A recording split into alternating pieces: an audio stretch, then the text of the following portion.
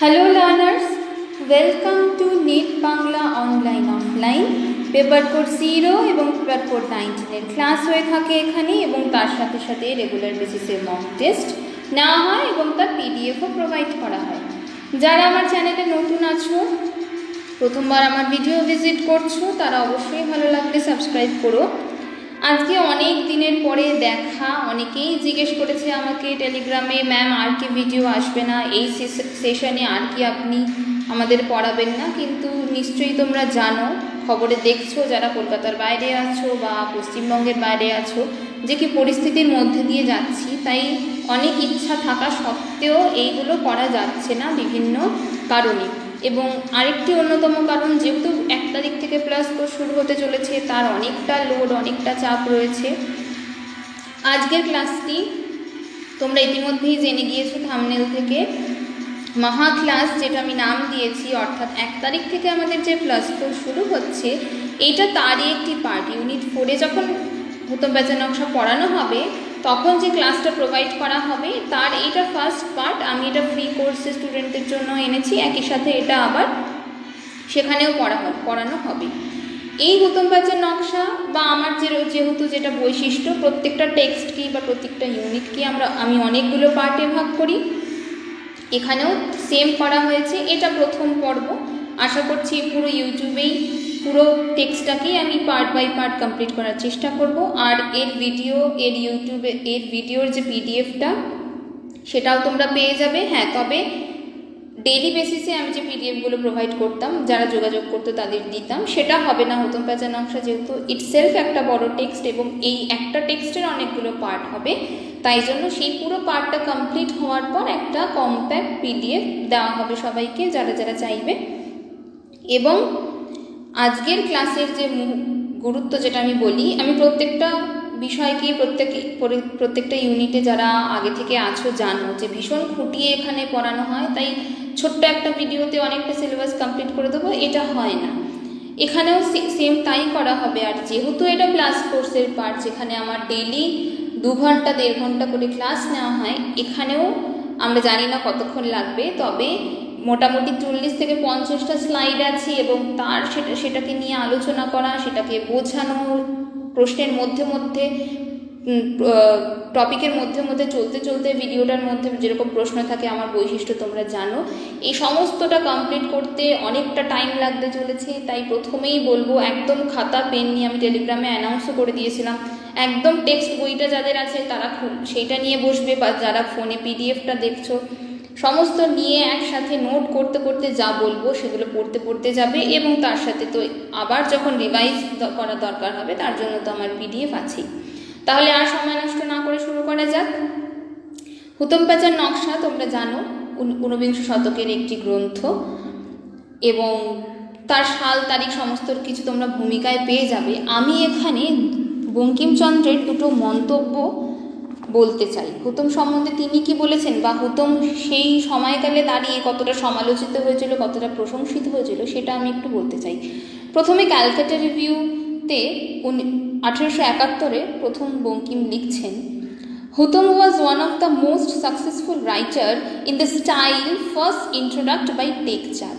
উনি কি বলছেন, টেকচাঁদ যে আলালের ঘরের দুলালে প্রথম স্টাইল বা লেখনীটা নিয়ে এসেছিলেন, হুতম তারই একজন সাকসেসফুল ভার্সন, এটা উনি প্রথমে বলছেন।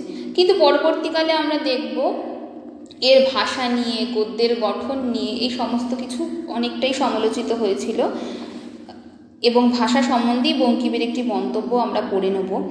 উনি কি বলছেন, হুতমি ভাষা দরিদ্র, ইহার কোনো শব্দধন নাই। হুতমি ভাষা নিস্তেজ, ইহার তেমন বাঁধন নাই। হুতমি ভাষা অসুন্দর, এবং যেখানে অশ্লীল নয় সেখানে পবিত্রতা শূন্য। অর্থাৎ তিনি বলছেন পুরোটাই অশ্লীল, কিন্তু যেখানে একটুখানি অশ্লীল নয়, একটু মার্জিত, কিন্তু সেটাও পবিত্র নয়, পবিত্রতা শূন্য। অর্থাৎ যখন আজকে আমরা জানি সর্বকালে দাঁড়িয়ে হুতম ভীষণ প্রাসঙ্গিক, ভীষণ সুন্দর একটি টেক্সট, খুবই প্রশংসিত আমাদের কাছে পাঠক মহলে বা যারা বাংলা সাহিত্যের সঙ্গে জুড়ে আছি, কিন্তু যেই সময় এটি বেরিয়েছিল, সেই প্রথম সূচনা হচ্ছে নবজাগরণ, তখন তারও আগে, তখন কিন্তু হুতম অনেকটাই সমালোচিত হয়েছিল। আমরা সাহিত্যের পার্সপেক্টিভ থেকে তো অবশ্যই, কিন্তু নেটের পার্সপেক্টিভ থেকে বেশি পড়ার চেষ্টা করব হুতমটিকে। এবং তার জন্য প্রথমেই আমি রেখেছি প্রিভিয়াস ইয়ার পেপারের একটি প্রশ্ন, একটা স্লাইড অ্যাড করেছি। এটা জুন 2019-এ এসেছিল। এখানে হুতম প্যাঁচা থেকে দেখছি 4টে উক্তি তুলে দেওয়া হয়েছে এবং তার শুদ্ধ অশুদ্ধ নির্বাচন করতে দেওয়া হয়েছে। উক্তিগুলো আমরা পড়ে নেব, কিন্তু উত্তরটা এক্ষুনি আমি বলবো না, উত্তরটা আমরা পড়তে পড়তে সলভ করতে করতে যাব। এই লাইনগুলো সেম আমি আলোচনা করেছি বা টেক্সটটা পড়াতে গিয়ে এসেছে, ঠিক পড়তে পড়তে এর উত্তরগুলো তোমরা নিজেরাই আইডেন্টিফাই করতে পারবে। প্রশ্নটা একবার দেখে নিই। ধোবাপুকুর লেনে 2 নম্বর বাড়িটিতে হাফ আখড়াইয়ের দল বসেছে। এটা শুদ্ধ না অশুদ্ধ বলো। নেক্সট আসছে বাবু প্যালানাথ বলে আমরা একটা চরিত্র পাবো, যিনি হচ্ছেন বীর কৃষ্ণদার বন্ধু। হ্যাঁ, একদম ঠিক শুনেছ, তোমাদের অতি পরিচিত অন্য একটি টেক্সটের ক্যারেক্টার বীর কৃষ্ণদা, ঐতিহাসিক ক্যারেক্টার। প্যালানাথের বন্ধু তিনি ছিলেন। তিনি সারবন সাহেবের কাছে 3 মাস ইংরেজি শিখেছিলেন। হ্যাঁ, এটা ঠিক না ভুল সেটাও আমরা দেখব। এবং তারপরে আসছে বারোয়ারি তলায়, এই যে কলকাতার বারোয়ারি পুজো, আজকে যে আমরা দুটো টপিক নিয়ে, দুটো অধ্যায় নিয়ে আলোচনা করব, তার মধ্যে এটি আছে।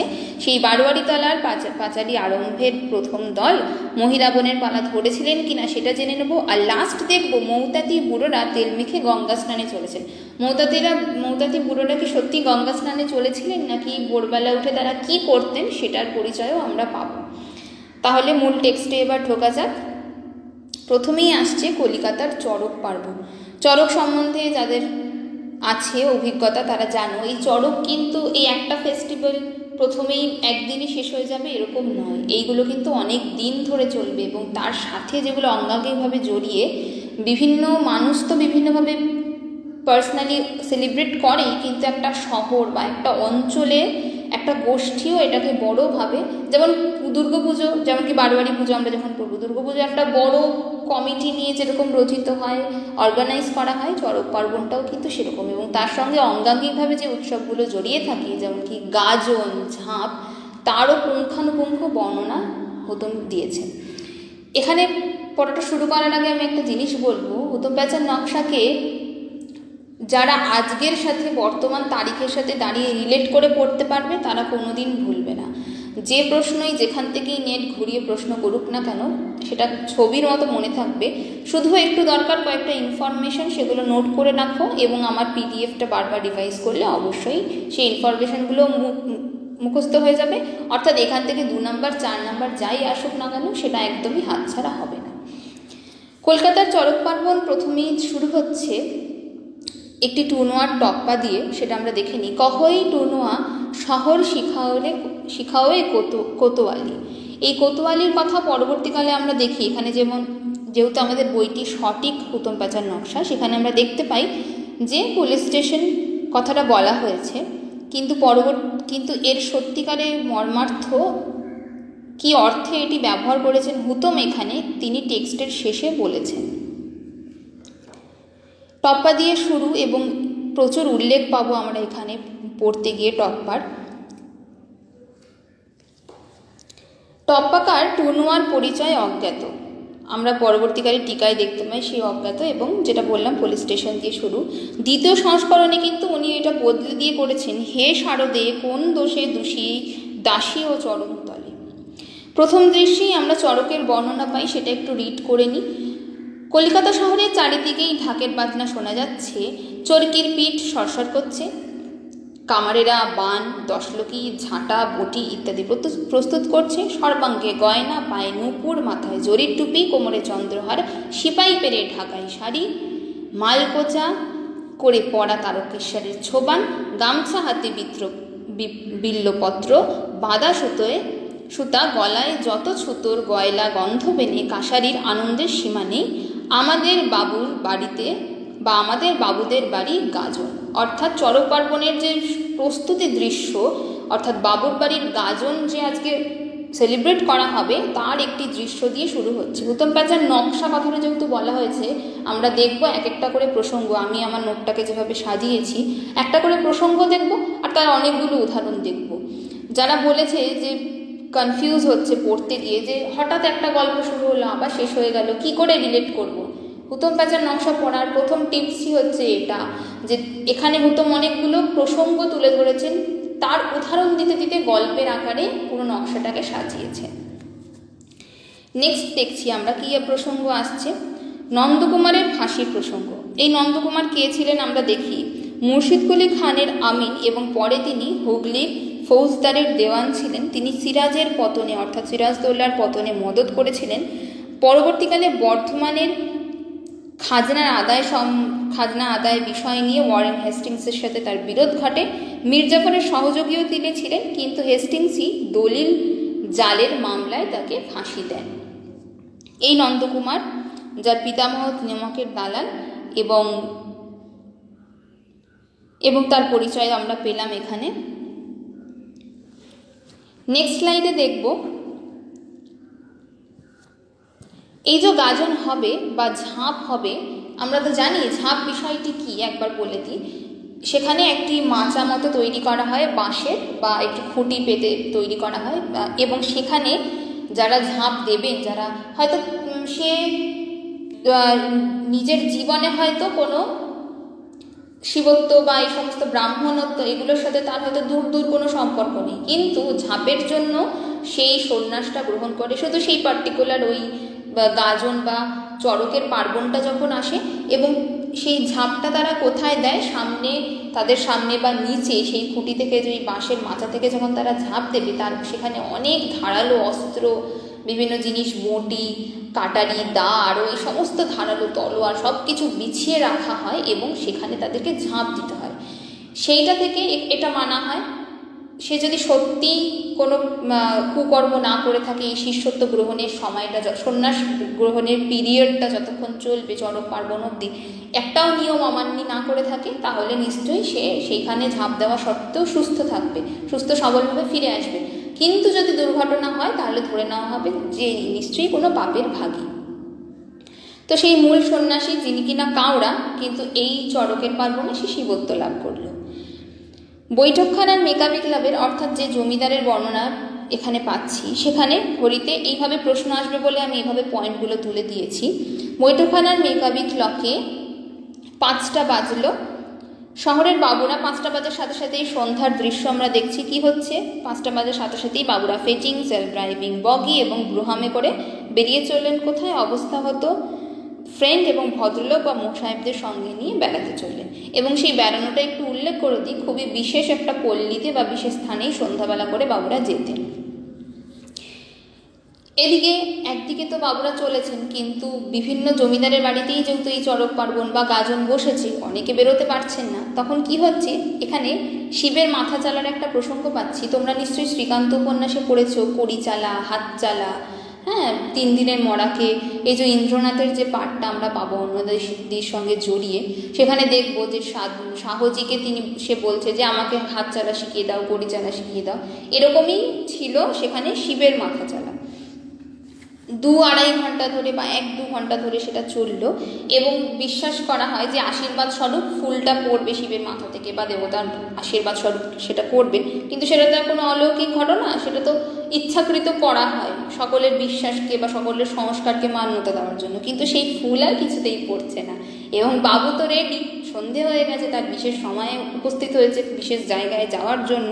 বাবু একদম পোশাক পরে, রুমালে বোকো মেখে, এখানে বোকো শব্দটা দেখবে তোমরা, বুকে যে কথাটা সেখান থেকে এসেছে। সেই বুকেটা কিসের সঙ্গে জড়িয়ে, বুকে হচ্ছে ফুলের বুকে হয়তো, তাহলে সেটাতে যেমন সুগন্ধি পাওয়া যায়, এখানেও সেই বুকো মেখে রুমালে একদম সুগন্ধি ছড়িয়ে বাবু রেডি, কিন্তু ফুল তো পড়ছে না।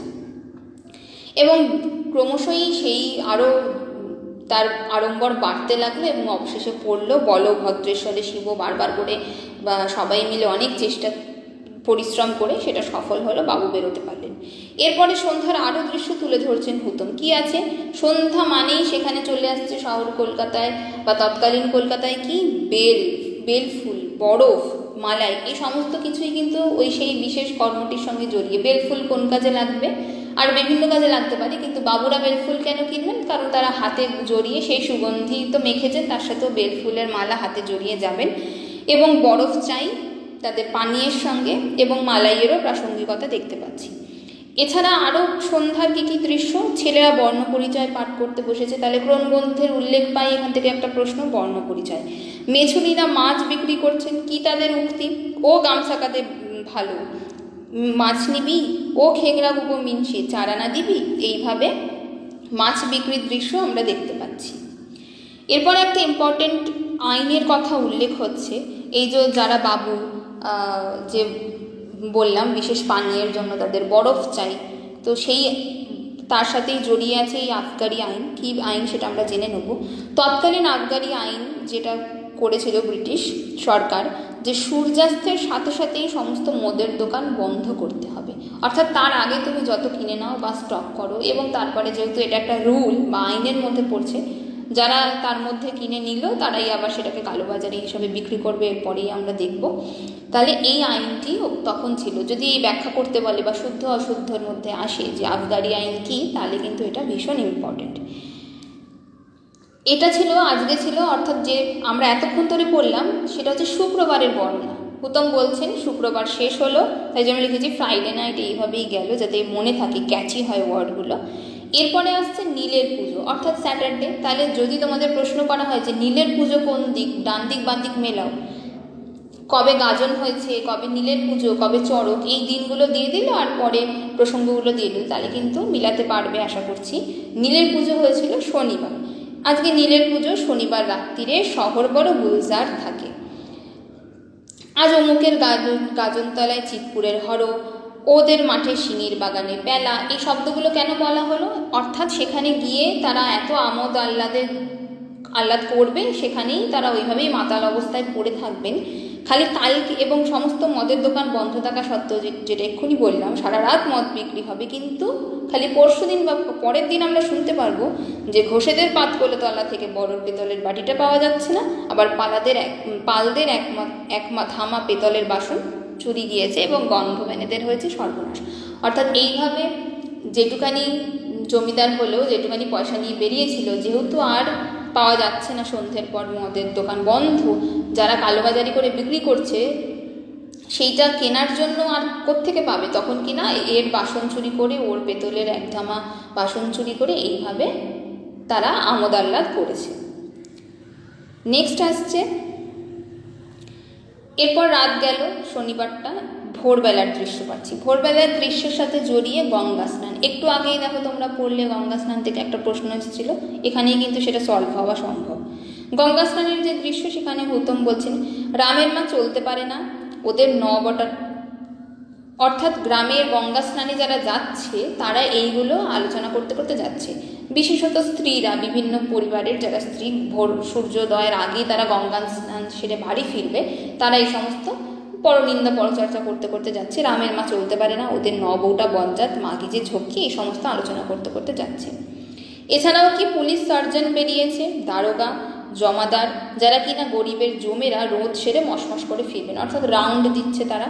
এই সেম দৃশ্য আমরা একে কি বলে সভ্যতায় পাই, সার্জন, যদিও সেটা সন্ধ্যেবেলার দৃশ্য ছিল।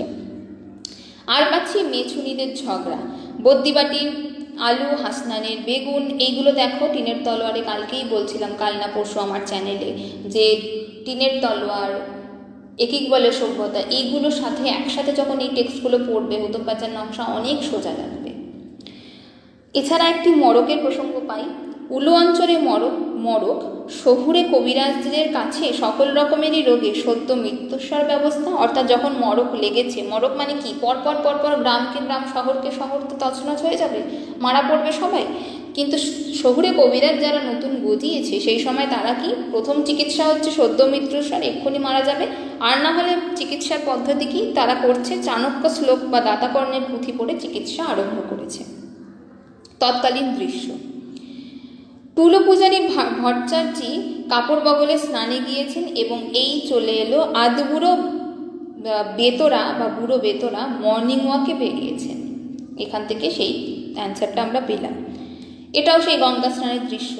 এছাড়া এবার ভোর হলো, তারপরে সকালের সাথে জড়িত কি, খবরের কাগজের ইংলিশম্যান হড় করা, ফিনিক্স এক্সচেঞ্জ গেজেট, এই সমস্ত গ্রাহকের দরজায় দরজায় উপস্থিত, এবং মোস্ট ইম্পর্টেন্ট, দেখো আমি ব্লু দিয়ে এটা হাইলাইট করেছি, হরিণের মাংস যেমন হরিণের মাংসের মতো বাংলার খবরের কাগজ বাসি না হলে কেউ পড়ে না, অর্থাৎ বাংলা খবরের কাগজে প্রোভাইড করা হচ্ছে বা দেওয়া হচ্ছে, কিন্তু সেটাতে কারোর আগ্রহ নেই। ঠিক আছে, সমস্ত পড়া হয়ে গেল, সব নিউজ জেনে নিলাম, ঠিক আছে এবার একটা বাংলা খবরের কাগজে দেখা যেতে পারে, চলো কিনি। অর্থাৎ অনেক পরে বাসি হয়ে গিয়েছে, সব খবর সবাই জেনে গেছে, তারপরে কেউ কেউ ইচ্ছা হলো, ইচ্ছুক হলেন কিনতে। বঙ্গদর্শনে যার উল্লেখ করেছেন বঙ্কিম বারবার, যে বাঙালিরা না পড়লে আর কি করে কাগজগুলোকে দাঁড় করানো যায়। এরপরে আসছি, এরপরে অফিস টাইম শুরু হয়ে গেল, সকাল ভোর, পরপর দেখো দৃশ্যগুলো আসছে, এইভাবেই সিরিয়ালি মনে রাখলে কিন্তু খুব সোজা। তাহলে এরপরে অফিস টাইম যখন ক্লার্ক, কেরানি এদের উল্লেখ করছেন, সেই সমস্ত বাবুদের পাগড়ি উঠে গেল, অর্থাৎ প্রথমে পাগড়ি পরার একটা, তোমরা দেখবে যে কোনো রামমোহন বা বঙ্কিম সবার মাথায় ছবিতে দেখবে একটি পাগড়ি, কিন্তু পরবর্তীকালে সেটা উঠে যাচ্ছে কেন? উত্তম বলছেন পাগড়ি মাথায় দিলে কি হবে, অ্যালবার্ট ফ্যাশনের যে বাঁকা শীতে সেটা তো ঢাকা পড়ে যাবে, তাহলে আমি যে একটা নতুন ছাঁটে চুল কেটেছি বা শীতে টেরি কেটেছি সেটাও ঢাকা পড়ে যাবে পাগড়ি পরলে। একটি দালাল চরিত্র পাচ্ছি, বর্তমান যুগেও যেমন দালাল দেখি যারা মধ্যস্থতা করে বিভিন্ন চুক্তিতে বা এগ্রিমেন্টে, আমরা দেখি যে এক পক্ষ থেকে নেবে আরেক পক্ষে দেবে, এর মধ্যস্থতায় তারা অনেক কমিশন তারা কামিয়ে নেয়। সেম ওখানেও দালাল চরিত্র পাচ্ছি, এবং ঠিক সেই শব্দটাই বা প্রবাদটাই হুতম বলেছেন, নেপোয় বাইরে দইয়ের মতো, অর্থাৎ নেপোয় যেরকম মাঝখান থেকে দইটা মেরে চলে যায়, ঠিক সেরকম দালাল চরিত্র। অনেক রেস্টহীন মুৎসুদ্দি পর্যন্ত ইনসলভেন্টের পরে দালালি ধরেছেন, অনেক যারা ছিলেন ব্যবসাদার মুৎসুদ্দি তারাও কিন্তু লসের পরে এই দালালি ব্যবসা ধরেছেন, এবং এরপরেই পদ্মলোচন বাবু, যিনি বাবু দালাল ছিলেন চরিত্র, দালালির দৌলতে তার কলাকে যে থাম ফেলেছেন, এরা হলো বর্ণচোরা আপ, অর্থাৎ এদের সহজে চেনা যাবে না, কিন্তু এদের চরিত্রগুলো এরকম, এরা মিশে আছে সবার মধ্যে, এবং দালালি করে তারা প্রচুর প্রফিট কামিয়ে নিয়েছে। এরপর ধীরে ধীরে 7টা বাজলো, পাড়াগে জমিদার এবং রাজাদের আরও বর্ণনা দিচ্ছেন। জমিদার বলতেই তো এখানে কলকাতা ওরিয়েন্টেড আমরা পাচ্ছি, কিন্তু গ্রামেরও বিভিন্ন জমিদার, বিভিন্ন রাজা যাদের বলা হতো বিভিন্ন রাজ্যে, বিভিন্ন জেলার ডিস্ট্রিক্টের, তো সেইখানে যারা কলকাতায় পদার্পণ করতে তারা কেমন জমিদার, তারা কেমন রাজা ছিলেন, তার বর্ণনাও হুতম দিচ্ছেন। প্রথমত এখানে এসেই তাদের প্রথম যে জায়গাগুলো ভিজিট করতো তার একটা বর্ণনা দিয়েছেন এখানে। তারা কী করতেন, আদালতের নম্বরওয়ারি বা মোতফরেক্কার তদবির করতে আসতেন এবং থাকতেন ভবানীপুরে।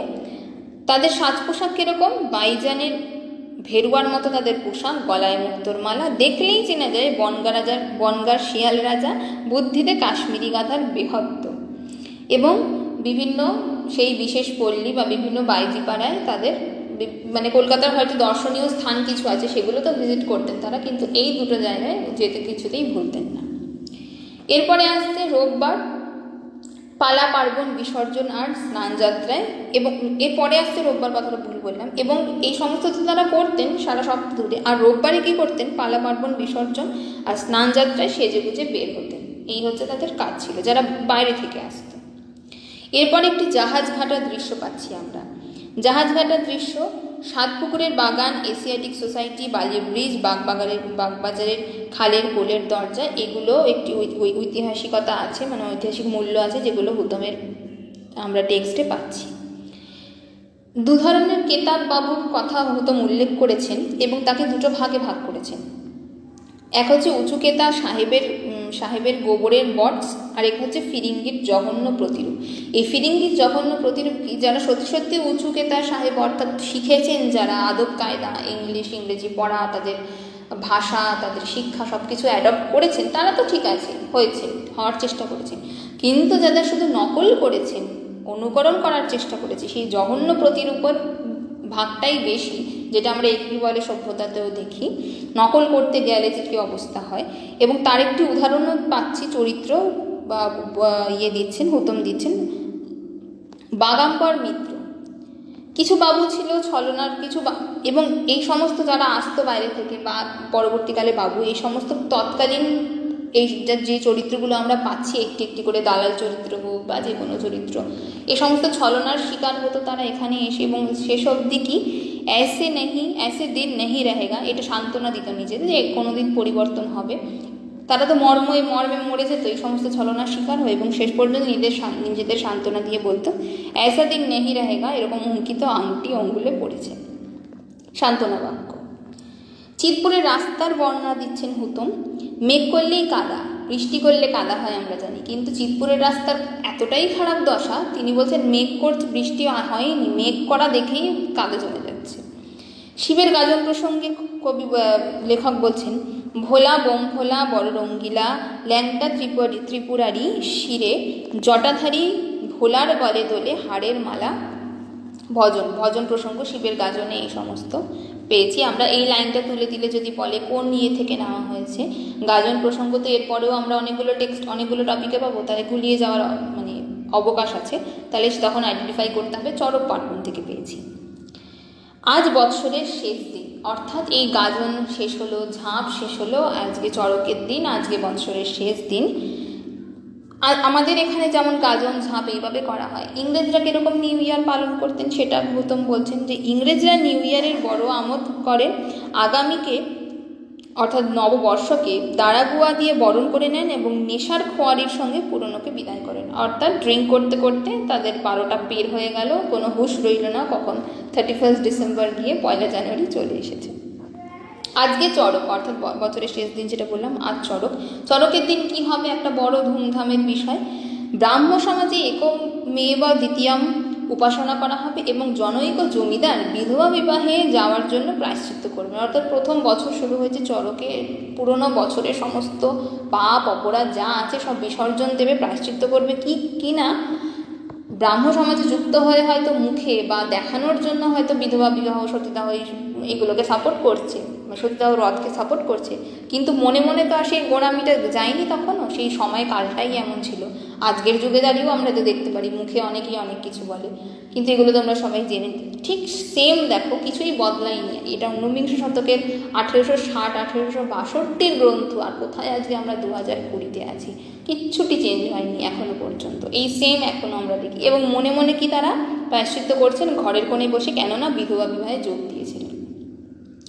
বামুন কায়িকেরা এই সময় সভ্য হয়ে উঠলো, অর্থাৎ আমরা বিভিন্ন মুখ বা মনীষী পাই তো, রামমোহন, দেবেন্দ্রনাথ, যারা সত্যি সত্যি সেই সময় এই উদ্যোগগুলো নিয়েছিল বলে অনেকটা এগিয়েছিল সমাজ, কিন্তু তাদের ছোট ছোট সংস্করণও আমরা দেখতে পারি। এরা একদম প্রথম মুখ, কিন্তু এদের অনুসরণ করেও তো আরও অনেকে এসেছেন।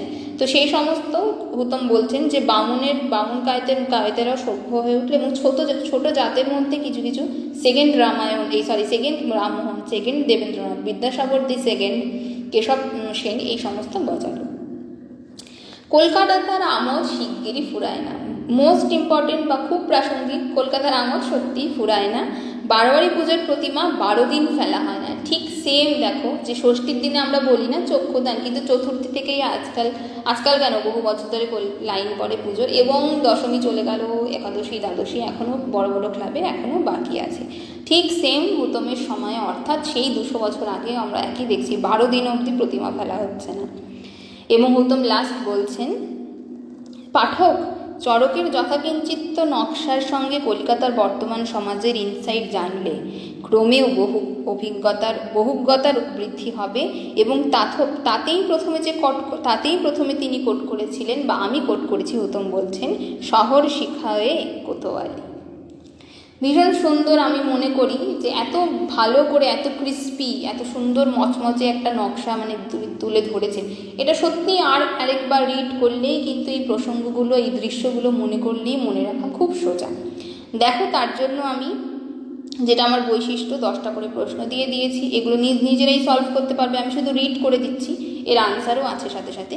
কিন্তু আমি চাইবো ভিডিওটা পজ করে একটু আবার দেখে নিয়ে, বা যারা করে ফেলেছো এক্ষুনি তোমরা সলভ করো। কি আছে, বৈঠকখানার মেকআপি ক্লকে কটা বেজেছিল, ঠিক যেটা মনে করছো খাতায় নোট করতে পারো।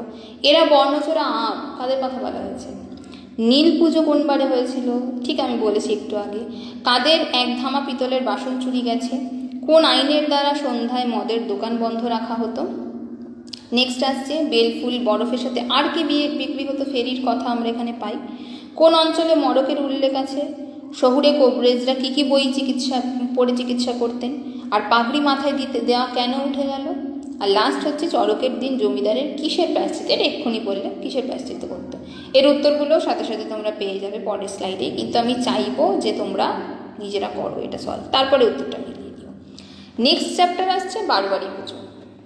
এটা আরও বড় বা হিউজ একটা বিষয়, এটা অনেকক্ষণ ধরে চলেছে। প্রথমেই অ্যাড কোড করছে, সেটা তোমরা রিড আউট করে নেবে বা সেটা মুখস্থ করার চেষ্টা করবে। এখানেই আমরা সেই ঐতিহাসিক চরিত্র পাচ্ছি, ঠিক শুনেছো বা ঠিক দেখছো, বীর কৃষ্ণদা। বীর কৃষ্ণদার ম্যানেজার কানাইধন দত্ত এক নিম খাসা রকমের ছক্কর ভাড়া করে বারোয়ারি পুজোর বার্ষিকীর সাধতে বেরিয়েছেন, অর্থাৎ বারোয়ারি পুজো বার্ষিকী সেটাতে বেরিয়েছেন তিনি। দুটো ক্যারেক্টার মোস্ট ইম্পর্টেন্ট মনে করে রাখবে, বীর কৃষ্ণদা এবং তার ম্যানেজার কানাইধন। এরপর যতগুলো চরিত্র আমরা পাবো, প্যারানাথ থেকে শুরু করে আরও নবকৃষ্ণ, শিবদাস, সমস্ত কিছু। হুতম কিন্তু একদম অধ্যায়ের শেষে গিয়ে তাদের কী কী পরিণতি ঘটেছিল জীবনে সেগুলোও দেখিয়েছেন। তাই জন্য এখন যে চরিত্রগুলো পড়বে, পরে গিয়ে কীভাবে উনি মিলিয়ে দিচ্ছেন প্রত্যেকটা চরিত্রের পরিণতি, সেটা আবার করে পাবে, সেটা ভীষণ দরকারি মনে রাখা। কোন চরিত্রের কী পরিণতি ঘটেছে, এইভাবে কিন্তু বাঁ দিকের সঙ্গে ডান দিক মিলাও আসতে পারে। তিনি বেরিয়েছেন বারোয়ারি পুজো। বীরকৃষ্ণদা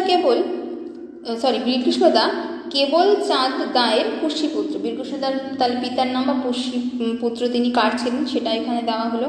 হাটখোলার গদি, 10-12টা খন্দমারের আড়ত, বেলেঘাটায় কাঠের এবং চুনের চুনের 5খান গোলা, আর নগদ 10-12 লাখ টাকা দাদন ও চোটায় খাটে ব্যবসায়ী। ঠিক আমাদের সেই বীর কৃষ্ণদার সাথে কিছুটা মিল পাচ্ছি, পুরোটা নয়। কানাইধন দত্তর বাবুর গাড়ি নুড়িঘাটা লেনের, কোথায় নুড়িঘাটা লেন মনে রাখবে, নুড়িঘাটা লেনের এক কায়স্তর বাড়ির দরজার সামনে গিয়ে লাগলো, কিন্তু সেখানে তিনি 8 ঘন্টা তাকে ওয়েট করতে হচ্ছে। আবার হুতম বলছেন, পাঠক, বড় মানুষের বাড়ির দারোয়ানের কথা এইখানে আমাদের একটি গল্প মনে পড়ে গেল। ঠিক আমি বলছিলাম যে একটা করে তিনি দৃশ্য তুলে ধরেছেন এবং তার উদাহরণ দিয়ে দিয়ে প্রসঙ্গগুলোকে ব্যাখ্যা করেছেন। এখানে এমন হয়েছে যে 2-3টে করে উনি গল্প বলে গিয়েছেন, এক একটা প্রসঙ্গ দিয়ে উদাহরণ দিতে গিয়ে বা বোঝাতে গিয়ে। এখানে আমরা কি একটা দারোয়ানের প্রসঙ্গ পাবো, ভীষণ সুন্দর গল্পটা, যে 10-12 বছর আগে একটি দারোয়ান প্রসঙ্গ পাই এখানে। বাগবাজারে একজনের ভদ্রলোকের বাড়িতে জন্মতিথি এবং মধ্যাহ্নভোজন ছিল। সচরাচর জন্মতিথিতে পাই আমরা যে গ্রামকে গ্রাম, পাড়াকে পাড়া খাওয়ানো হয়, কিন্তু ইনি যে বাগবাজারের ভদ্রলোক ছিলেন তিনি বেশি কিছু করতে চাননি, তারই 2-4 জন বন্ধুকে তিনি চেয়েছেন, নিমন্ত্রণ করেছেন এবং মধ্যাহ্নভোজন সারবেন। খুব ভালো কথা। কিন্তু বাঙালির যে প্রধান খাদ্য আমরা বলে থাকি বা ট্র্যাডিশন, মাছ, কিন্তু সেই দিন, ঠিক সেই জন্মতিথির দিন কোথাও আর মাছ পাওয়া যাচ্ছে না। খোঁজ কোনো বাজারে মাছ নেই, সব বিক্রি হয়ে গেছে বা কোনো কারণ নেই, জাল ফেলা হচ্ছে পুকুরে, কিছুতেই পাওয়া যাচ্ছে না। এক সময় পাওয়া গেল এক জেলে। কি করলেন উনি, সেই জেলের কাছে আছে কি 10-12 ওজনের, 10-12 মণ হবে এটা, 10-12 মণের ওজনের একটি রুই মাছ উনি পেয়েছেন। পেয়ে তো সবাই খুব খুশি, আগে চলো কেন, সঙ্গে সঙ্গে জেলেকে ডাকাও, এবং জেলে সেটা দিয়েও দিয়েছে। গৃহিণীরা বা ঠাকুর বামুন যারা আছেন রান্না করতেও বসে পড়েছেন ভোজনের জন্য। কিন্তু যখন তার কাছে দামের কথা বলা হলো, যে তুমি তো মাছ কিনেছো এবং এত একটা দুঃসময় আমাদের সাহায্য করেছো, বলা হচ্ছে তুমি কি দাম চাও, যা চাওয়া হবে তাই দেওয়া হবে। কিন্তু সেই জেলে বলছে এর দাম হচ্ছে 20 ঘা জুতো। প্রথমে তারা ভাবছে 20 ঘা জুতো, মানে এখানে তো তারা একটা সুযোগ পেয়ে গেছে, যত খুশি দাম হাঁকাবো, কেউ দিতে পারছে না, নিলে নাও, না নিলে রাস্তা দেখো। কিন্তু সে কিনা বলছে 10 ঘা জুতো। প্রথমে ভাবছে হয়তো মস্করা করছে, কিন্তু না, কিছুতেই যখন সে নড়লো না, অটল থাকলো নিজের যে দাম বলেছে তাতে, তখন ঠিক আছে 20 ঘা জুতো, তাতেই সম্মত হলো, ইচ্ছা থাকুক না থাকুক। এবং 10 ঘা জুতো তার পিঠে মারার পরে সে বলল, বাবু এবার থামুন, আর 10 ঘা প্রাপ্য আপনাদের দারোয়ান।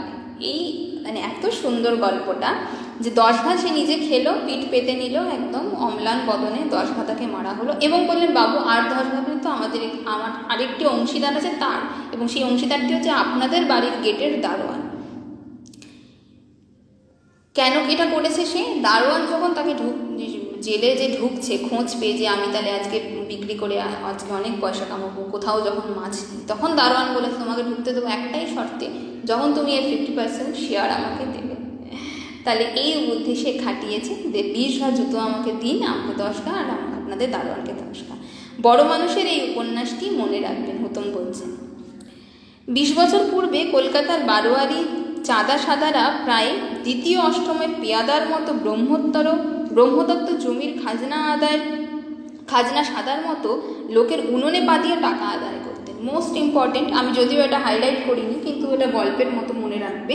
20 বছর পূর্বে বারোয়ারি চাঁদা আদায়ের কথা এরকম উল্লেখ করছেন। সেই চাঁদা আদায় করা মানে খাজনা আদায় করার মতো, অর্থাৎ ভীষণ নিষ্ঠুরভাবে চাঁদা আদায় করা হতো, যে দিতেই হবে তোমাকে। দেখো সেই একই কিন্তু বর্তমানে ছবি পাচ্ছি আমরা। এখন ওই ক্লাবের রমরমা, পুজোতে আয়োজন, এত এত চাঁদা, এত লক্ষ লক্ষ টাকা খরচা, সেম পাবে। এবং এইভাবে মনে রাখলেই কিন্তু পরীক্ষাতেও প্রশ্নগুলো করতে পারবে। তাহলে 20 বছর পূর্বে উনি বলছেন দ্বিতীয় অষ্টমের পেয়াদা। এখানে একটু বলি, দ্বিতীয় অষ্টমের পেয়াদা যদি ব্যাখ্যা করতে দেয় বা প্রশ্ন আসে, দ্বিতীয় অষ্টম বলা হয়েছিল চিরস্থায়ী বন্দোবস্ত তাকে, অর্থাৎ তখন একটা রুল ছিল না যে জমিদারের মধ্যে একটা নির্দিষ্ট দিনে সূর্যাস্তের মধ্যে দিতেই হবে, না হলে সব জমি যে সব বাজেয়াপ্ত হয়ে যাবে। ওটা তো প্রথম অষ্টম বা অষ্টমের আইন, এটা যেন দ্বিতীয় অষ্টম হয়, মানে তোমাকে দিতেই হবে এতদিন, এই আমি আজকে গেছি চাঁদা নিতে বা অমুক দিনে ধার্য করা হয়েছে, তোমাকে দিতেই হবে। দ্বিতীয় অষ্টমের পেয়াদা অর্থাৎ সেই চিরস্থায়ী বন্দোবস্ত যারা খাজনা আদায় করতে যেত সেই পেয়াদাদের মতো পেয়াদার ছিলেন। এবং ব্রহ্মদত্ত জমি মানে তোমরা সবাই জানো যে ব্রাহ্মণ দান করেছে জমিটা, তার কোনো খাজনা হয় না, কিন্তু ব্রহ্মদত্ত জমিতেও খাজনা আদায় করছে, এতটা নিষ্ঠুর।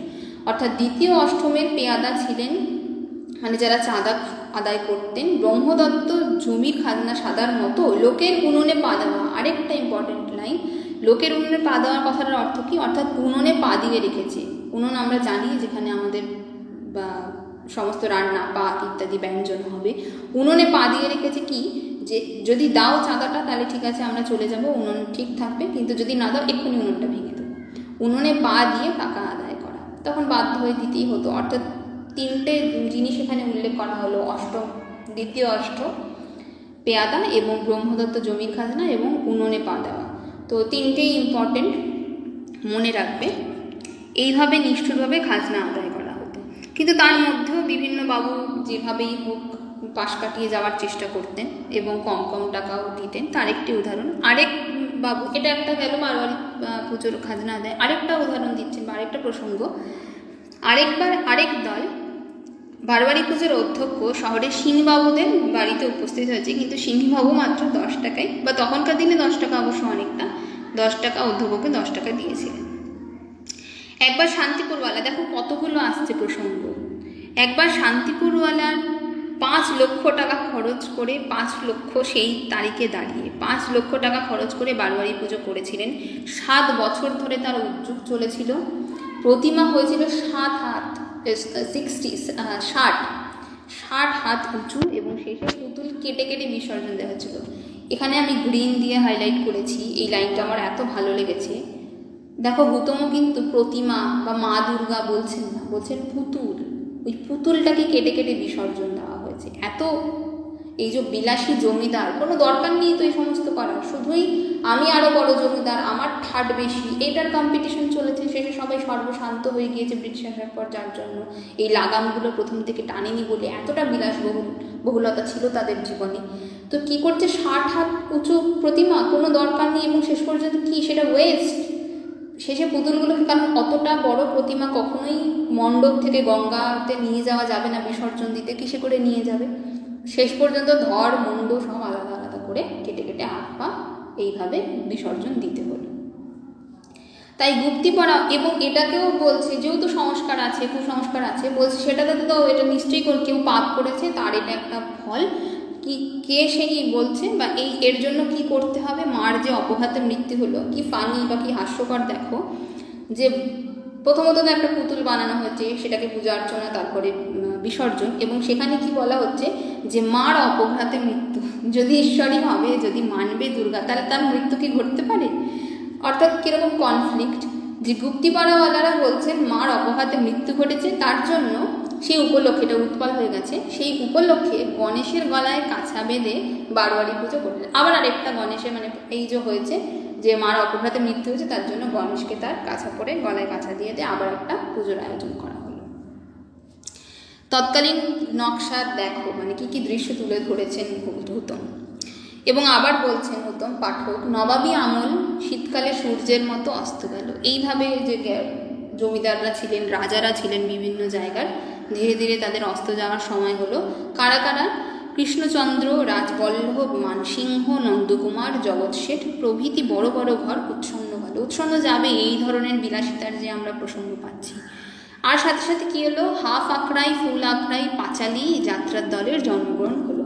পালাবদল হচ্ছে, এক যুগ কেটে এক যুগের অবসান, আরেক যুগ শুরু হচ্ছে। এইভাবে যুগান্তর তুলে ধরছেন হুতম।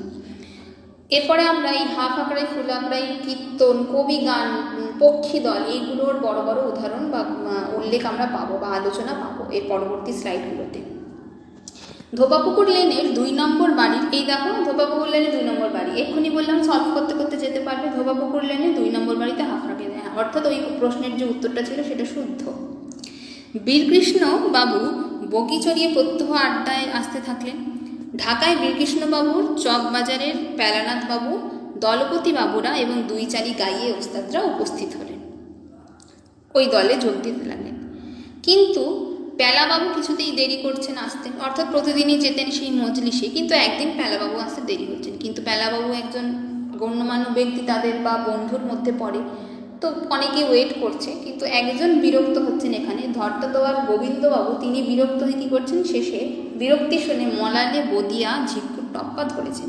এই ঝিকুর টপ্পাটা পরবর্তীকালে আর খুঁজে পাওয়া যায় না, কিন্তু যদি তোমাদের দেয় যে মনালে বদিয়া কে গিয়েছে, তাহলে কিন্তু তখন লিখতে হবে, অপশানে টিক দিতে হবে যে গোবিন্দবাবু, ধরতদোয়ার গোবিন্দবাবু বিরক্ত হয়ে নাকি সুরে মনালে বদিয়া ঝিকুর টপ্পা ধরলেন। এরপর চকবাজারে বাবু পেলানাথ এবং শেক হ্যান্ড গুড ইভিনিং নমস্কারের ভিড় চুকোতে চুকোতে মানে লাস্ট অব্দি তিনি আইলেন, এবং তারপরে আসার পরে যেরকম হয় সৌজন্য বিনিময়, এই সমস্ত আরও ঘন্টা আধ ঘন্টা চললো, অর্থাৎ আরও দেরি হচ্ছে। 1219 সালে এই যে আবার দেখো 3 মাস ইংরেজি শিখেছিলেন, এখান থেকে আরেকটা উত্তর আমরা পেয়ে যাচ্ছি। খুবই সোজা, কিন্তু এইখান থেকে এই একবার রিড করলাম, আরেকবার রিভাইজ করলাম, তাহলেই কিন্তু উত্তর করা সোজা। অর্থাৎ 1912 সালে এইবার ধরো জুনে তোমাদের দিয়েছে যে 3 মাস ইংরেজি শিখেছে, শুদ্ধ কি অশুদ্ধ, কিন্তু পরের হয়তো প্রশ্ন দিয়ে দিল ওটা কোন সালে, তাহলে বলতে পারবে 1219। তাহলে 1219 সালে সরবর্ন সাহেবের কাছে 3 মাস ইংরেজি শিক্ষা করেছিলেন কে? পেলানাথ বাবু। 12টি তলায় সংগনা প্রসঙ্গ এবং মহাভারত প্রসঙ্গ এসেছে। তোমরা একটু খেয়াল করো যে আমরা ইয়েতে পাই, বুলবুলির লড়াই একটা প্রসঙ্গ পাই না টিনের তলোয়ারে, সেখানে সঙের বর্ণনা আছে যে ময়না গেছিল কোন বাবুর সাথে, এবং সেখানে অনেক ধরনের সং এসেছে। ওই বুক ফেটে দরজা, কানা ছেলের নাম পদ্মলোচন, এই সমস্ত অনেক সং ছিল। এখানেও সেই সেম সং গড়ার প্রসঙ্গ পাচ্ছি, আর পাচ্ছি মহাভারতের প্রসঙ্গ, অর্থাৎ মহাভারতেরও বিভিন্ন ক্যারেক্টার ওই গুয়াজু লাইকের মতো বা সং ওরকম সেজেছিলেন। বিশিষ্ট কথক ঠাকুরের উল্লেখ পাই, হুতম বলছেন, উল্লেখ করছেন কারা কারা, তারা খুব ইম্পর্টেন্ট, কার কার উল্লেখ পাই, কথক ঠাকুরদের নাম মনে রাখাটা খুব জরুরি। গদাধর শিরোমণি, রামধর তর্কবাগীশ, হলধর পঞ্চানন প্রভৃতি প্রধান কথক। শ্রীধর কথক অল্প বয়সে বিলক্ষণ খ্যাত হয়েছিলেন, এটা আরেকবার পড়ো। গদাধর শিরোমণি, রামধর তর্কবাগীশ, হলধর পঞ্চানন প্রভৃতি প্রধান কথক। শ্রীধর কথকও হয়েছিলেন যিনি কিনা অল্প বয়সী বিলক্ষণ খ্যাত হয়েছিলেন। সংগুলি বর্ধমানের রাজার মহাভারতের মতো বুঝিয়ে না দিলে মত গ্রহণ করা যায় না। দেখো বেণীমাধবের লাইন যে প্রিয়নাথকে বলছে, তোমার উপন্যাস, তোমার নাটকটা সেরকম নয় তো যে বর্ধমানের রাজার মতো মহাভারতের মতো নয় তো যে বুঝিয়ে না দিলে বোঝা যায় না। এখানেও দেখো সং প্রসঙ্গে আমরা দেখছি যে বর্ধমানের রাজার মতো নয় তো সংগুলো মানে অবশ্যই সেরকম যে বুঝিয়ে না দিলে বোঝা যায় না। সেই সং কিরকম সং সাজা হয়েছে তিনি বলছেন, বিশ্বের সরসজ্জা, অর্জুনের পাতাল বান মেরে ভগবতীর জল তুলে খাওয়াচ্ছেন, এরকম একটা সং, দুর্যোধনের পরাজয়, এইসব হয়েছে। এবং আমি দেখো ডান দিকের সঙ্গে বাঁ দিক মেলাও একটা করেই দিয়েছি এখানে, যে এদের বিভিন্ন কালার এই সঙ্গে সেজেছে, তাদের গায়ে অনেক রং মাখতে হয়েছে, সেই রঙের বর্ণনা দিচ্ছেন বঙ্কিম, এই হুতম, বারবার বঙ্কিম বলে ফেলছি, যে ভীষ্ম হয়েছে দুধের মতো সাদা, অর্জুন হয়েছে ডেমাটিনের মতো কালো, আর দুর্যোধন হয়েছে গ্রিন। ঠিক আছে, তাহলে ভীম সাদা, অর্জুন কালো, আর দুর্যোধন গ্রিন, এইভাবে সংগুলো সাজানো হয়েছে। কোথাও নবরত্নের সভা, এটাও একটা, যেমন বিক্রমাদিত্যের যে সভা ছিল আমরা জানি, সেরকম সভা সম হয়েছে। 32 পুতুলের সিংহাসনের ওপরে আফিমের দালালের মতো পোশাক পরে বসে আছে, সেই বিক্রমাদিত্যের যে সভা করা হয়েছে। এইভাবে সব সঙ্গের বর্ণনা পেলাম। আর একজন ক্ষুদ্র নবাবের বর্ণনা পাচ্ছি, যার কিনা দুধে আলতার মতো রং। অর্থাৎ ক্ষুদ্র নবাবের যদি উল্লেখ করা হয়, তার কি বর্ণনা দেওয়া হয়েছে, তার দুধে আলতার মতো রং। আজ বারোয়ারি পুজোর প্রথম দিন, স্যাটারডে, শনিবার, তাহলে বারোয়ারি পুজোর প্রথম দিন শুরু হচ্ছে। কে কে আছেন সেখানে? বীরকৃষ্ণ, কানাই দত্ত, প্যারানাথ এবং বীরকৃষ্ণের আরও কিছু ফ্রেন্ড, যারা কিনা কে আহেরি টোলার রাধামাতো। এই সমস্ত বাবুরা কি করছেন? বেলা 3টে পর্যন্ত বারোয়ারি তলায় হামরাও হয়েছিলেন। অর্থাৎ সেই যে পুজো শুরু হয়েছে বা চলছেই, 3টে অবধি সেখানেই পড়ে আছেন। 3টে বড় বড় অর্ণা মোষ। এই আয়োজন কি আয়োজন, কত বড় দেখো! 3টে অর্ণা মোষ, 100টা ভেড়া, 300 পাঁঠা বলিদান হয়েছে। তাহলে এটা উল্লেখ, এটা দিতে পারে কত পাঁঠা বলিদান হয়েছে, তোমাদের দিয়ে দিল 200, 300, 400, 500, তাহলে 300 মনে রাখবে অবশ্যই। এটা আবার তোমরা নোট করে নিতে পারো বা হাইলাইট করে নিতে পারো যারা PDF নেবে তারা, যে এই সমস্ত বাবুরা 4 জনের নাম পাচ্ছি এবং তারা কি করছেন? বেলা 3টে অবধি পড়ে রয়েছেন বারোয়ারি তলায়। এবং সেখানে আয়োজন কিরকম? 3টে বড় বড় অর্ণা মোষ, 100টা ভেড়া, 3টে পাঁঠা, সমস্ত বলিদান এবং মূল নৈবেদ্যের আগাতোলা বন্ডাটি ওজনে 1.5 মণ। শহরের রাজা সিনি, ঘোষ, দে, মিত্র, দত্ত প্রভৃতি বড় বড় দলস্থ ফোঁটা চেলি, জোড়া, টিকি, তিলকধারী, উদ্দীপনা, তকমাওয়ালা ব্রাহ্মণ পণ্ডিতদের বিদায় দেওয়া হলো। অর্থাৎ তাদেরকে যথেষ্ট তুষ্ট করে বিদায় দেওয়া, মানে নিশ্চয়ই জানো যা যা তাদের ডিমান্ড, এই সমস্ত তাদের তুষ্ট করে বিদায় দেওয়া হলো। গোড়াদের জিত গায়ের জোরে, এটা একটু বলে দিই। ওই যে হাফ রাইয়ের দল বসেছিল বা পাঁচালি গাওয়া হচ্ছিল, সেইখানে তাদের নতুন দল এবং পুরনো দলের মধ্যে একটা লড়াই চলছিল, গানের লড়াই বা হাফ রাইয়ের লড়াই। তারপরে সেখানে শেষ অবধি জিত হয়েছে এই গোড়াতে, তারা গায়ের জোরে জিতেছে। গানের মাধ্যমে জিততে পারুক না পারুক, গায়ের জোরে জিতেছে। প্রথম দিন গেল। দ্বিতীয় দিন আজ রবিবার, বারোয়ারি তলায় পাঁচালি এবং যাত্রা। এই পাঁচালি যাত্রা দেখো, ওই শুরু হয়েছে, চলছে, এবার পরপর চলবে। রাত্রি 10টার পরে অধ্যক্ষরা আসবেন, অর্থাৎ 10টার পরে মূল সভা বা আয়োজন শুরু হবে। এখানে যে যাত্রার উল্লেখ পাচ্ছি, সেই অধিকারীর বয়স 76। প্রথমে কৃষ্ণখোলের সঙ্গে নাচলেন, তারপরে বাসদেব আর মণি গোসাই গান ধরলেন। সেই যাত্রায় কি করেছিলেন সেই অধিকারী, যার বয়স 76, এইগুলো তিনি করেছিলেন। গোসাই গান ধরেছিলেন, মণি গোসাই গান, বাসদেব আর কৃষ্ণের খোলের সঙ্গে নেচেছিলেন। শ্যামবাজারের বনেদি বাড়িতে বিদ্যাসুন্দরের পালা, ঠনঠনে ঘোষজা বাবুর বাড়িতে বিদ্যাসুন্দরের যাত্রা হয়েছিল এবং বেনেটোলার দীপচাঁদ গোস্বামীর প্রসঙ্গ এখানে পাচ্ছি। বাঁশকিমলের বোসবাবুরা তার প্রধান শিষ্য। বিদ্যাসুন্দর পালা বা এই জিনিস কিন্তু আমরা টিনের তলোয়ারেও পাই একবার। এরপরে দেখছি আমতার রামহরি বোসচাকে চিঠি লেখার প্রসঙ্গ পাচ্ছি। বিদ্যাসুন্দরের পালা যেটা আমি এক্ষুনি বললাম, দেখবে প্রিয়নাথ আর বেনি যখন প্রথম সাক্ষাৎ হচ্ছে তাদের, বেনি বলছে যে আমি এত বছর থেকে এই করি, থিয়েটার করি, যাত্রায় গাই, এই সমস্ত করি। এবং তিনি বলছেন একবার কিনা ওই রকমই বাবু কোথাও বিদ্যাসুন্দরের পালা হচ্ছে এবং তিনি বোধহয় সখী বিদ্যার কিছু একটা সেরেছেন এবং ওই মদন আগুন হইল দারুণ, এরকম একটা কোনো উক্তি আছে। সেটা বলার সাথে সাথেই বিদ্যাকে টেনে নিয়ে যাচ্ছে কোটাল, তাকে আমাকে বাঁচাও বলে হয়তো সে আর্তনাদ করেছেন। তখন বাবু কী করেছে, নেশার ঘোরে যে কোটাল তাকে ধরে নিয়ে যাচ্ছে, হাতের সামনে পেতলের ঘটি বা গ্লাস কিছু ছিল মদের পড়া, সেটা ছুঁড়ে মেরেছে, যার জন্য বেনির কপাল ফেটে গিয়েছিল। সেই সেম প্রসঙ্গ কিন্তু যখন টেক্সটটা রিড করবে তোমরা, এখানেও সেম প্রসঙ্গ পাবে। এরপরে যেটা দেখছি, আমতার রামহরির বোসচাকে চিঠি লেখার প্রসঙ্গ, অর্থাৎ চিঠি প্রসঙ্গ একটি আছে। চিঠিতে কি লিখছেন, ভেগ তো নিতে পারি এভাবে নিতে ইচ্ছা হয়, কিন্তু গুটিগত প্রশ্ন আছে, সেগুলো যতদিন পূরণ না হচ্ছে ততদিনই শাক্তই থাকবো। অর্থাৎ রামহরি শাক্ত ছিলেন, কিন্তু যে বোসচা যাকে বলা হচ্ছে তারা বৈষ্ণব ছিলেন এবং তাদের মধ্যেই কথা বলা বলি হচ্ছে, যে শেষ পর্যন্ত আমরা দেখব তিনি বৈষ্ণবে দীক্ষিত হলেন, কিন্তু তাতে অনেক শাক্ত যে ছিলেন তাতেই তার বিশ্বাস, সেটাই শেষ পর্যন্ত থাকতে চেয়েছিলেন তিনি। কিন্তু এই নিয়ে বিভিন্ন তর্ক, চিঠি, তার প্রত্যুত্তর, এই সমস্ত চলতে থাকবে। রামহরিবাবু সোনাগাছিতে বাসা, নদের চাঁদ গোস্বামী সেই বোসবাবুর পত্র নিয়ে, অর্থাৎ সেই পত্রোত্তর নিয়ে আবার পত্র নিয়ে ফিরে এসে ঢুকলেন সোনাগাছিতে। এরপরে আসছে নানা মাতলামির প্রসঙ্গ। এই যে মাতালদের নানা এক্ষুনি কথা বলছিলাম, সেই মাতাল প্রসঙ্গ চলে এলো। চোরাবাগানের দনুকর্ণ মিত্তির বাবুর বাপ ন্যাট ড্রাইভ মন কিষান কোম্পানির বাড়ির মুৎসুদ্দি ছিলেন। কলেজে প্যারিবাবু চাদরের ভিতরে ব্র্যান্ডি। এই যে মাতালদের বর্ণনা দেখো, প্যারিবাবু কীভাবে, তার তো প্রথমে পিতৃ পরিচয় দেওয়া হলো এবং তিনি কি করছেন, চাদরের তলায় ব্র্যান্ডি করে লুকিয়ে নিয়ে যাচ্ছেন। রামকালী মুখোপাধ্যায় আরেকজন বাবু, সুপ্রিম কোর্টের মিসওয়ার্স, থিক রোগ অ্যান্ড পিক পকেট উকিল সাহেবদের অফিসারের খাতাঞ্জি। অফিসের ফেরতা রাধাবাজার হয়ে আসছেন এবং দুধারি দোকান কোথাও ফাঁক যাচ্ছে না। খুব সোজা এটা বোঝাটা, যে রাধাবাজার হয়ে আসছেন এবং দুধারি দোকান ফাঁক যাচ্ছে না। যেখানেই দোকান একটুখানি খোলা দেখছেন বা যেখানেই অ্যাভেলেবেল আছে তিনিও মদ কিনে ফিরছেন। আজ সোমবার, তাহলে প্রথম দিন গেল, দ্বিতীয় দিন গেল, তৃতীয় দিন এলো, আজ সোমবার। তাহলে প্রথম দিন হলো হাফ আখড়াই দিয়ে শুরু হলো। নেক্সট দিনে আমরা পেয়েছি যাত্রা আর পাঁচালি। থার্ড দিনে পাচ্ছি বাই খ্যামটা, কবি ও কীর্তন। এর প্রসঙ্গগুলো এবার বঙ্কিম হুতম অনেকটা এলাবোরেট করে বুঝিয়েছে।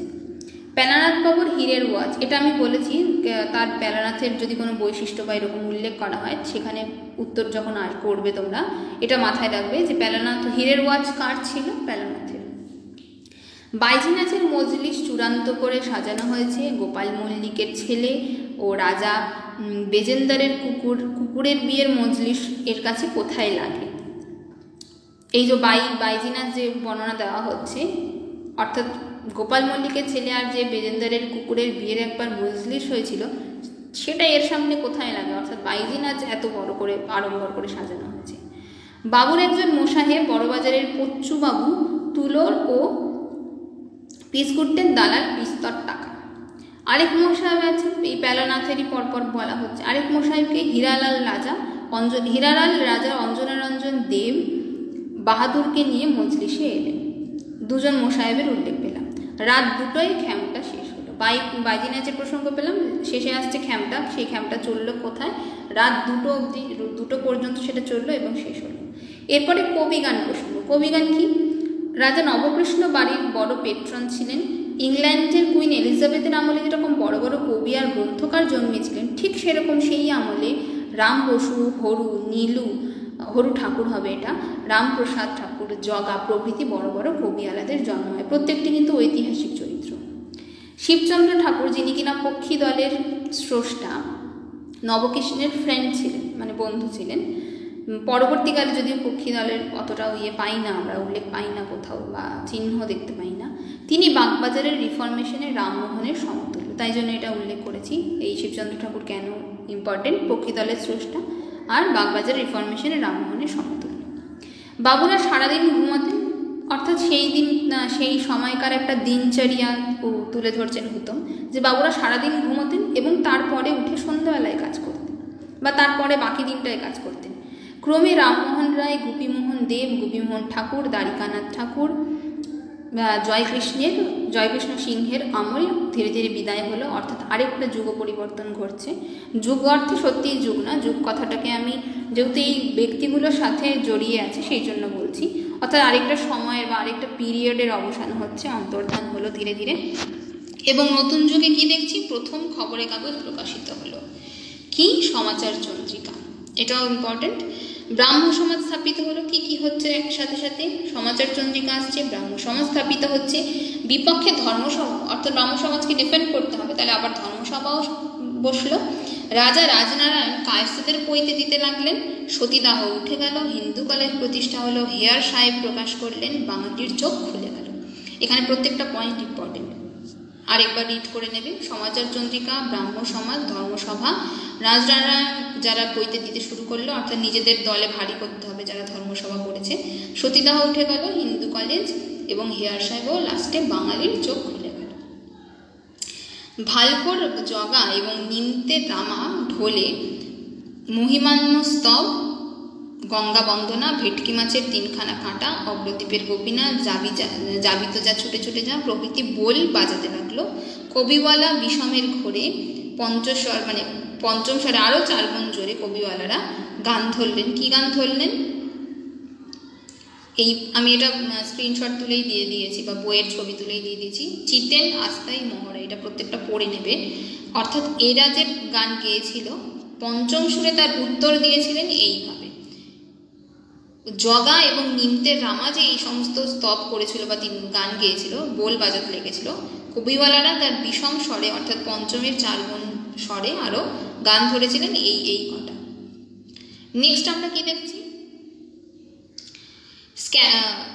স্ক্যাপেঞ্জারের গাড়ি ষাঁড় বেঁধে দাঁড়িয়ে আছে, ম্যাথরেরা ময়লার গাড়িতে ঠেলে ঠেলে মক্সেনের ঘাটে চলেছে, বাউলেরা রড়িতে, অর্থাৎ বাউল প্রসঙ্গ পাচ্ছি। দেখো কবি, হাফ আঁকড়াই, কীর্তন এসব পেলাম না, তার সাথে কিন্তু আমরা বাউল প্রসঙ্গও পাচ্ছি।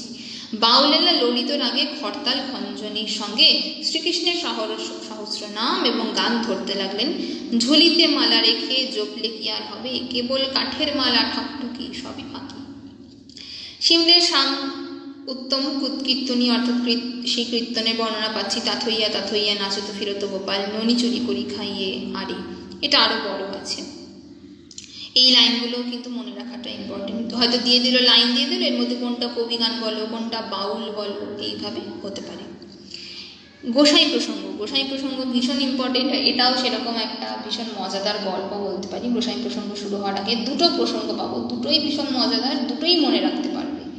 এভাবেই আমি পড়ানোর চেষ্টা করবো। দেখো গোসাই প্রসঙ্গে প্রথমে একটা কি পাচ্ছি, চৈতন্য চরিতামৃতে গোসাই কেন, গোসাই কারা, কিভাবে এসেছেন, কেন দরকার তাদের, কেন ছিলেন তারা, এই একটা প্রসঙ্গ। চৈতন্য চরিতামৃতের পংক্তি, যিনি গুরু তিনি কৃষ্ণ, না ভাবিও আন, গুরু তুষ্টে কৃষ্ণ তুষ্ট, জানি না প্রমাণ। অর্থাৎ গুরুকে তুষ্ট করো তাহলেই কিনা কৃষ্ণ তুষ্ট হবে, কিন্তু সেটা নয়। সেই দালালের মতো হয়ে গেল না, মধ্যস্থতা করছে যারা। পূর্ব মেদিনীপুর অঞ্চলে বৈষ্ণবতন্ত্রের গুরুপ্রসাদী প্রথা প্রচলিত ছিল। এইখান থেকেই প্রসঙ্গটা শুরু হচ্ছে। গুরুপ্রসাদী জিনিসটা কি? দেখো, নতুন বিবাহ হলে গুরু সেবা না করে নাকি স্বামী সহবাস করা যাবে না, এবং সেই গুরু সেবাটাও কি সেটা বুঝতেই পারছো নিশ্চয়ই। তখন তো বাল্য বিবাহের সময় মানে প্রচলন ছিল, তাহলে সেই সময় হয়তো বিয়ে হয়ে গেল, যখন বিয়ে হলো বছরের বরের হয়তো 10 বছর, কনের 5 বছর হয়, এবং তারপর দীর্ঘ সময় সে বাপের বাড়িতেই থাকতো। একটা নির্দিষ্ট সময় হয়তো এরপরে সে যুবক হয়েছে, কলেজ পাশ করেছে, চাকরিতে জয়েন করেছে, এরপরে বউ আনানোর সময় আসবে। কিন্তু সেই বরের হাতে বা শ্বশুরালয়ে ফেরার আগে বা বরের হাতে মানে বউকে তুলে দেওয়ার আগে একটা গুরুপ্রসাদী প্রচলন ছিল। সেই গুরুপ্রসাদী এইখান থেকে বন্ধ হয়ে যাবে, এটাই যোগতম বলেছেন। বেতালপুরের রামেশ্বর চক্রবর্তী পাড়াগা অঞ্চলে একজন বিশিষ্ট লোক। সুবর্ণ রেখা নদীর ধারে 5 বিঘা আওলাদ ঘেরা ভদ্রাসন বাটি, 200 বিঘা ব্রহ্মোত্তর জমি, 2 ধানের মড়াই এবং একটি মাত্র কন্যা, কোনো ছেলে নেই, একটি মাত্র কন্যা। খুব ভালো। শহরে বক্রহানু চাটুর্যের ছেলে হরহরি চাটুর্যের সঙ্গে তার বিয়ে হয়েছে। বিয়ের সময় উভয়ের বয়স 10 এবং 5 বছরের বেশি ছিল না। 20-21 বছর যখন বয়স হলো বরের, তখন বধূ নিয়ে যাওয়ার বয়স বা সময় চলে এলো। কোনেও তখন 15 বছর হয়ে গিয়েছে। সেই অনুযায়ী গুরুপ্রসাদের দিন স্থির করা হলো। ক্রমে সন্ধে, অর্থাৎ বর চলে এসেছেন, কিছুদিন আছেন, এরপরে একদিন স্থির হবেন, কনেকে নিয়ে ফিরবেন। ক্রমে সন্ধ্যের পর রাত্রি ঘনিয়ে আসতে লাগলো। কিন্তু নবযুবক হরি কি করলেন, উনি যেই শুনেছে যে গুরুপ্রসাদী প্রথা এখনো আছে আমার শ্বশুর বাড়িতে, বা আজকে এটা আমার বউয়ের সাথেই বা আমার স্ত্রীর সাথেই হতে চলেছে, তিনি এটার তীব্র মানে বিরোধিতা তো করতে পারলেন না, কারণ এটা একটা সংস্কারে পরিণত হয়েছে। তিনি অন্য একটা উপায় অবলম্বন করলেন। প্রথমেই তেলে বেগুনে জ্বলে উঠলেন এবং তিনি কি করলেন আমরা দেখি। কিন্তু নবযুবক হরহরি এতে বিরক্ত এবং বধূকে পরিত্রাণ দিতে ব্যস্ত হয়ে পড়লেন।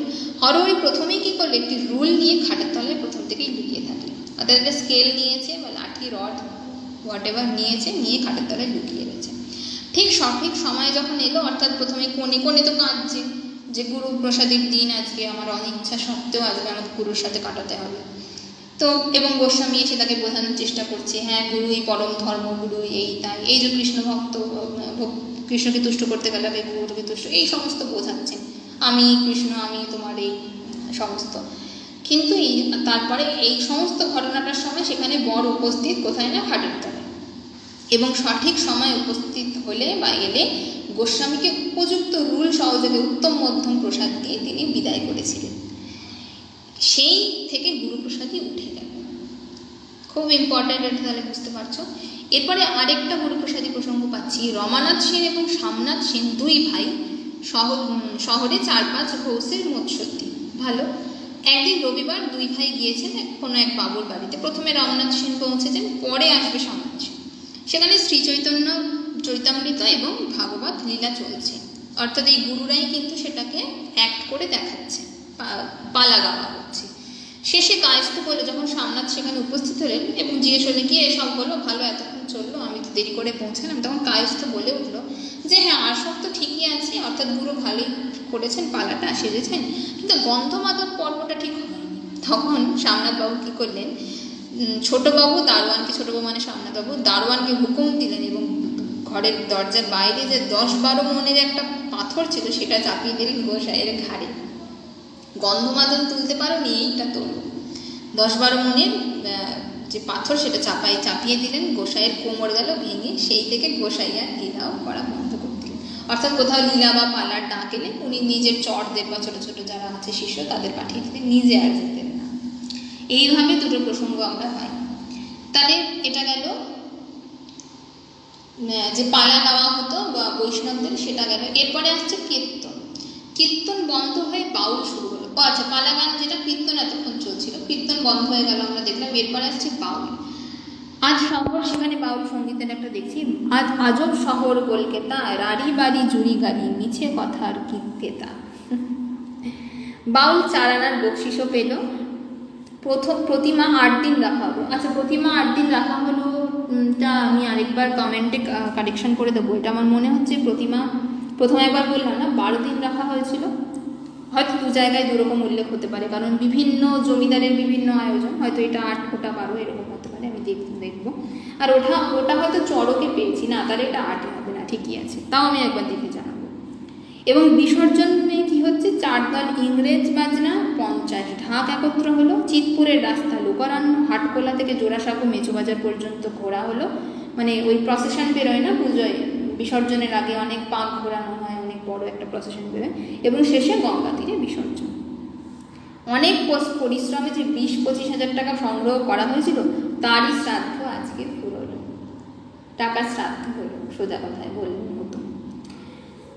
এরপরের যে পয়েন্টগুলো দেখো, প্রত্যেকটা হাইলাইট করেছি আমি, মোস্ট ইম্পর্টেন্ট। একদম প্রথমে বলেছিলাম না যে আমরা অনেকগুলো ক্যারেক্টার পাবো এবং গৌতম শেষে ঠিক মিলিয়ে দিয়েছেন কি কি পরিণতি হয়েছে, এখানে ঠিক তাই। দেখে নাও, মানে পড়লেই বুঝতে পারবে। বাজারে দেনার দায় শেষে বীরকৃষ্ণ ইনসলভেন্ট নিয়ে ফরাস ডঙায় গিয়ে বাস করতে লাগলেন এবং কিছুদিন পরেই ঘর চাপা পড়ে মারা গেলেন। নেক্সট আসছেন মুক্তার কানাইধন। সুপ্রিম কোর্টে জাল সাক্ষী দেওয়ার অপরাধে সরবর পীর সাহেবের বিচারে 14 বছরে ট্রান্সপোর্ট হলেন। পরের জন নুড়িঘাটা লেনের হুজুর কোনো এক বিশেষ কারণে বারবারই পুজোর মধ্যেই কাশি চলে গেলেন।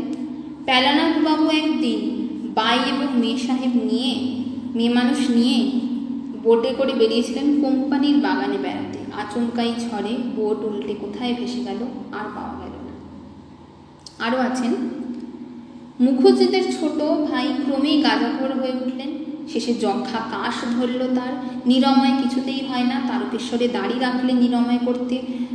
সাফরিদের মাদল নিলেন, কিন্তু কিছুতেই কিছু লাভ হলো না। শেষে বিবাগী হয়ে চলে গেলেন, আর তার খোঁজ পাওয়া গেল না। প্রধান দোয়ার গবারাম, সে গাওনা ছেড়ে পৈতৃক পেশা গিল্টি অবলম্বন করে কিছুকাল সংসার চালিয়েছিলেন। গত পুজোয় পক্ষাঘাতে তিনি মারা গেছেন। আর পঞ্চুবাবু, যে অঞ্জনারঞ্জন দেব বাহাদুর এবং তার অধ্যক্ষ, তারা এখনও জীবিত আছে। কিছু জনই জীবিত যাদের উল্লেখ তিনি পেলেন, কারণ সবারই তো বয়সও হয়েছে একটা বিষয়, আর বিভিন্ন অপঘাত বা দুর্ঘটনার যে উল্লেখ করেছেন গৌতম, সেটা দেখলাম আমরা। তো এই হলো তাদের পরিণতি, অর্থাৎ একটা কমপ্লিট টপিক। একটা শুরু করেছিলেন ঠিক উপন্যাসের মতনই, অর্থাৎ যারা যারা বলেছেন তৎকালীন সমাজে যে উপন্যাসই দরজায় রাখা হয়। দেখো আমাদের কিন্তু ইউনিটের মধ্যে উপন্যাসের ইউনিট কিন্তু হুতমও দেওয়া হয়েছে, অর্থাৎ নকশা এবং উপন্যাস ঠিক একটা গল্পের মতনই কিন্তু কমপ্লিট হলো এটা। এবং এটা শেষের সাথে সাথেই আবারও 10টা প্রশ্ন স্ক্রিনে চলে এলো, নিশ্চয়ই অ্যান্সার করতে পারবে। এইভাবেই পড়ালাম। বীর কৃষ্ণদার ম্যানেজারের নাম খুব সোজা, একটু মনে করে পারবে। সিংহী বাবুরা কত টাকা চাঁদা দিয়েছিলেন, এটাও সোজা। প্রতিমার উচ্চতা কত ছিল, মনালে বুদিয়া ঝিকুর টপ্পা কে গিয়েছিল, যাত্রার অধিকারী, যাত্রা দলের যে অধিকারী তার বয়স কত ছিল, পক্ষী দলের সৃষ্টিকর্তা কে, বেতালপুরের রামচক্রবর্তী একমাত্র কন্যার বিবাহ অর্থাৎ গুরুপ্রসাদের প্রসঙ্গ এক্ষুনি বললাম না, সেই তার কার সাথে বিয়ে হয়েছিল, পুজোয় কত টাকা সঞ্চয় অর্থাৎ এতদিন ধরে টাকা সঞ্চয় হলো, তার শ্রাদ্ধ ঘটলো, সেই টাকাটা কত টাকা, পক্ষাঘাতে কার মৃত্যু ঘটলো এক্ষুনি বললাম, এবং শেষে যক্ষাকাশ যে প্রসঙ্গটা, সেই যক্ষাকাশও কার মৃত্যু হয়েছিল সেটা বলতে দেওয়া হয়েছে। এবং নিশ্চয়ই তোমরা অ্যান্সার করবে আমি চাইবো, যদিও এর অ্যান্সারটা আমি দিয়ে দিয়েছি স্লাইডে, পিডিএফের মধ্যে পেয়ে যাবে। আবারও বলবো, যদি ভালো লাগে এতক্ষণ ধরে দেখো ক্লাসটা চললো, ভিডিওটা আপলোড করলেই যখন দেখবে তোমরা বুঝতে পারবে সময় কোথা দিয়ে চলে গেল। এইভাবেই কিন্তু আরও বিস্তৃত আকারে আরও অনেক বড় ক্লাস ওয়েট করছে আমার ক্লাস সাবস্ক্রিপশনে। তাই জন্য বলবো এখনও সময় আছে। এরকমই পুঙ্খানুপুঙ্খ আলোচনা, তার পিডিএফ, তার সাথে মক টেস্ট, ফুল লেন্থ যে আমাদের সিরিজ হয় সেই সমস্ত কোশ্চেন ব্যাংক, অর্থাৎ আমি যা যা আমার চ্যানেলে আছে না, সবাই তো খণ্ড খণ্ড করে কেনে, কিন্তু যে প্লাস কোর্স নেবে সেই সমস্ত কিছু একটা কোর্সের মধ্যে একসাথে পাবে।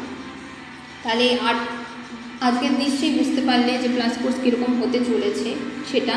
প্রত্যেকটা ইউনিটই এইভাবে, আজকে হয়তো 1 ঘন্টা কি 1.5 ঘন্টা ক্লাস হলো, কিন্তু প্লাস কোর্সে 2 ঘন্টা ডেলি 1.5 ঘন্টা 2 ঘন্টা করে এইভাবেই প্রত্যেকটা বিষয় নিয়ে বোঝানো, এবং তারপরেও ডাউট ক্লিয়ারিং সেশন, যখন এটা পড়ে কিছু বুঝতে পারবে না আবার আমাকে জিজ্ঞেস করা, এই সমস্ত ওপেন প্ল্যাটফর্ম যেহেতু এই সমস্ত তোমাদের সুযোগ সুবিধাগুলো দেওয়া হয়, তাহলে অবশ্যই বলবো প্লাস কোর্স জয়েন করতে। জানি আমার এখন অনেক পিডিএফ তৈরি করা, অনেক প্রেশার, অনেক, যার জন্য ভিডিও আমি আনতে পারছি না, কিন্তু তবুও বলবো যারা প্লাস কোর্স নিচ্ছে তাদের প্রত্যেকটা ইউনিট ধরে আমি করাচ্ছি।